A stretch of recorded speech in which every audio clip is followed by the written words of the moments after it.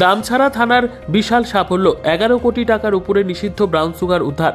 গোপন খবরের ভিত্তিতে আজ দুপুর 2টো নাগাদ উত্তর ত্রিপুরা জেলার দামছড়ার কাচকাও এলাকার বাসিন্দা সঞ্জীব দেববর্মার বাড়িতে দামছাড়া থানার পুলিশ তল্লাশি চালায়।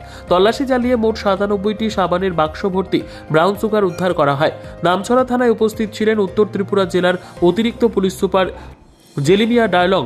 মোট 1 কেজি 165 গ্রাম ব্রাউন সুগার উদ্ধার করা হয়, যার কালোবাজারি মূল্য 11,46,46,000 টাকা। সাথে গ্রেপ্তার করা হয়েছে সঞ্জীব দেববর্মার স্ত্রী রিনপুই রিয়াং ও খেদাছড়ার বাসিন্দা বুদ্ধিরাম দেববর্মাকে। সঞ্জীব দেববর্মার বিরুদ্ধে তল্লাশি অভিযান জারি রয়েছে বলে জানিয়েছেন উত্তর জেলার অতিরিক্ত জেলা পুলিশ সুপার জেরিমিয়া ডায়লং। জানতে পারলাম দামছড়া থানার একটা ড্রাগস আপনারা আটক করতে পেরেছেন বিশাল পরিমাণ। তো জানতে চাইব স্যার, কোথা থেকে কত পরিমাণ ড্রাগস আপনারা আটক করলেন? আজকে আমরা গোপন সূত্রের খবরে সঞ্জীব দেববর্মার বাড়িতে কাচকাও, ওখানে আমরা রেড করেছি।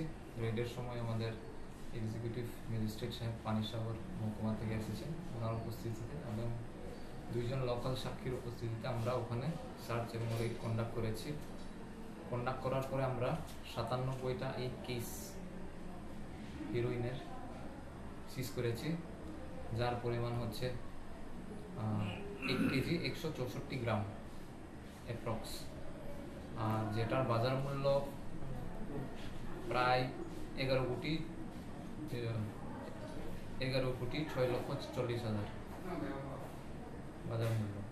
এটার সাথে আমরা 3টা মোবাইল সিজ করেছি ওখান থেকে। আর ক্যাশ সিজার আমরা বাড়ি সার্চ করার সময় 9,650 টাকা ক্যাশ সিজার, যেটা আপনার সামনে আছে।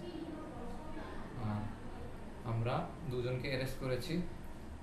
বাড়ির মালিক সঞ্জীব দেববর্মা পলাতক, ওনার ওয়াইফ রিনপুই যিনি বাড়িতে ছিলেন, আর আরেকজন মানুষ ওখানে ছিল বাড়িতে, তার নাম হচ্ছে বুদ্ধিরাম দেববর্মা, বাবার নাম পদ্ম দেববর্মা, খেদাছড়া বাড়ি। 2 জনকে অ্যারেস্ট করা হয়েছে এবং দামছড়া থানাতে একটা এনডিপিএস কেস তদন্ত শুরু হয়েছে। তো স্যার, আসলে মানে এই ড্রাগস কারবারে অভিযুক্ত সঠিক কি জানতে পেরেছেন?